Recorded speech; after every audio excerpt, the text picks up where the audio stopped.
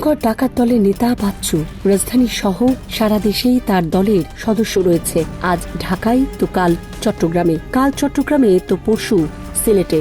এভাবেই প্রতিদিন ডাকাতি করে চলেছে বাচ্চু। মানুষের রাতের ঘুম হারাম করে দিয়েছে বাচ্চু বাহিনী। পুলিশ প্রশাসনও বিপাকে।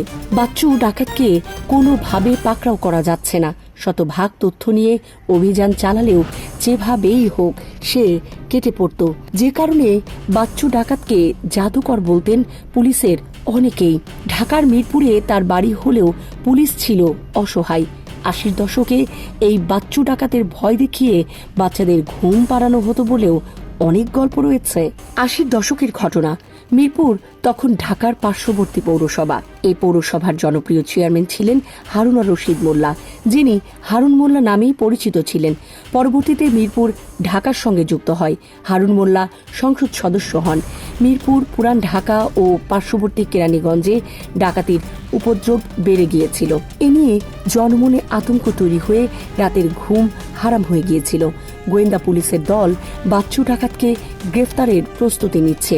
গোয়েন্দারা জানতে পারে ডাকাতির মূল হোতা বাচ্চু ডাকাতের বাড়ি মিরপুরে। চিড়িয়াখানা ও বোটানিক্যাল গার্ডেন পার হয়ে একটি গ্রামে বাচ্চু ডাকাত থাকে।